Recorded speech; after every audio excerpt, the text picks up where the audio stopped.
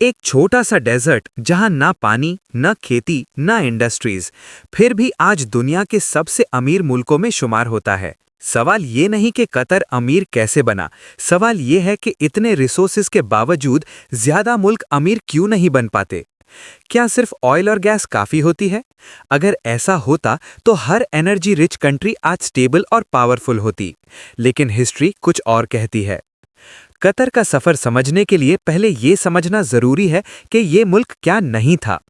20वीं century के शुरू में कतर एक गरीब सा पेनिनसुला था, जहां इकोनॉमी का ज्यादा हिस्सा पर्ल डाइविंग पर था। लोग समंदर में घंटे घंटे डूबकर मोती निकालते, जिंदगी खतरे में डालकर सिर्फ इस उम्मीद पर कि शायद कोई अच्छी मोती मिल जाए। फिर 1930s में एक ही झटके में सब कुछ खत्म हो गया। जापान में कल्चर्ड पर्ल्स आ गए और कतर की पूरी इकोनॉमी कोलैप्स कर गई। ये वो लम्हा था जहां बहुत से मुल्क टूट जाते हैं। इसी दौरान ऑयल मिलना शुरू हुआ, लेकिन ऑयल मिलना डेस्टिनी नहीं होता। ऑयल को कैसे हैंडल किया जाता है, ये डेस्टिनी बनाता है। कतर ने यहाँ पहली गलती नहीं की। ऑयल आने के बाद भी कतर ओवरनाइट रिच नहीं बना। प्रोडक्शन स्लो थी, पॉपुलेशन छोटी थी और रीजन अनस्टेबल था। लेकिन यहीं से एक सिस्टम बेस्ड सोच डेवलप होनी शुरू हुई। 1971 में जब कतर ने इंडिपेंडेंस हासिल की, उस वक्त एक बुनियादी सवाल था, हम इस दौलत के साथ क्या करेंगे? ज्यादा मुल्क इस पॉइंट पर कंजम्पशन चूज करते हैं। कतर ने अक्यूमुलेशन और कंट्रोल चूज किया। उन्होंने समझ लिया कि ऑयल और गैस हमेशा नहीं रहेंगे, लेकिन अगर आज सही डिसीजंस ले लिए जाएं तो कल का फ्यूचर सिक्योर हो सकता है। सबसे क्रिटिकल डिस्कवरी ऑयल नहीं बल्कि नॉर्थ फील्ड गैस रिजर्व थी, दुनिया का सबसे बड़ा नेचुरल गैस फील्ड। यहां कतर ने एक और मुख्तलिफ डिसीजन लिया। गैस को सिर्फ एक्सपोर्ट नहीं किया, बल्कि उस पर लॉन्ग टर्म कॉन्ट्रैक्ट्स बनाए, इंफ्रास्ट्रक्चर खड़ा किया, एलएनजी टेक्नोलॉजी पर इन्वेस्टमेंट की। ये इंस्टेंट पैसा नहीं था, ये स्लो पैसा था, लेकिन ये रिलायबल पैसा था।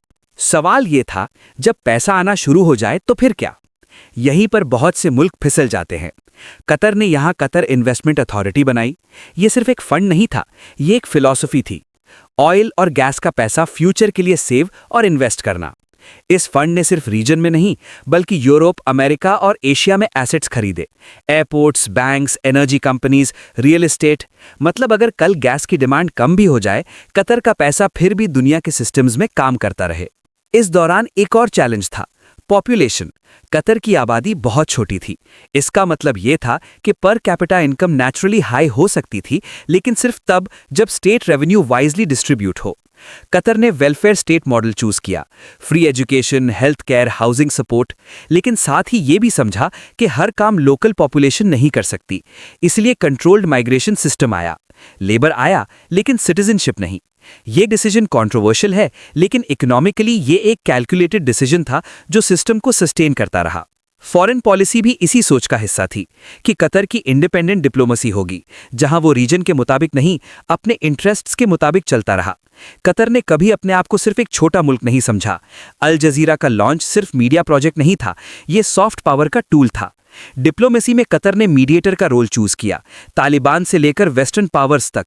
इसका मतलब यह था कि कतर को इग्नोर करना मुश्किल होता चला गया। लेकिन यह सफर बिल्कुल स्मूथ नहीं था। इसी फॉरेन पॉलिसी की वजह से 2017 का गल्फ ब्लॉकेड, उसके चलते अचानक कतर को अपने ही नेबर्स ने आइसोलेट कर दिया। बॉर्डर्स बंद, एयर स्पेस बंद, फूड सप्लाई डिसरप्ट। यहां एक और सिस्टम टेस्ट हुआ। कतर ने पैनिक नहीं किया, लोकल फूड प्रोडक्शन बूस्ट की, न्यू ट्रेड रूट्स बनाए, टर्की और ईरान के साथ लॉजिस्टिक्स एडजस्ट की। 3 साल बाद ब्लॉकेड खत्म हुआ, लेकिन कतर ज्यादा सेल्फ रिलायंट हो चुका था। क्राइसिस ने सिस्टम को कमजोर नहीं, स्ट्रांग बना दिया। आज कतर की पर कैपिटा वेल्थ सिर्फ इसलिए नहीं कि वो अमीर है, बल्कि इसलिए कि उसने दौलत को शॉर्ट टर्म शो ऑफ के बजाय लॉन्ग टर्म स्ट्रक्चर में बदल दिया। स्टेडियम्स और स्काईस्क्रेपर्स नजर आते हैं, लेकिन असल कहानी उन नजर न आने वाले डिसीजंस की है। कॉन्ट्रैक्ट्स, फंड्स, इंस्टीट्यूशंस और पेशेंस। यहां से बाकी मुल्कों के लिए एक सीधा लेसन निकलता है। रिसोर्सेज कर्ज भी हो सकते हैं अगर उन्हें बिना विजन के यूज किया जाए, और रिसोर्सेज ब्लेसिंग भी बन सकते हैं अगर उन्हें सिस्टम के अंदर लॉक कर दिया जाए।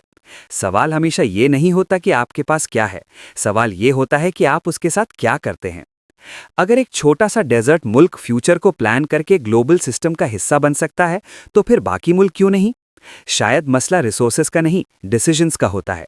और हिस्ट्री हमेशा उन्हीं को याद रखती है जो मुश्किल वक्त में सही सोच चूज करते हैं।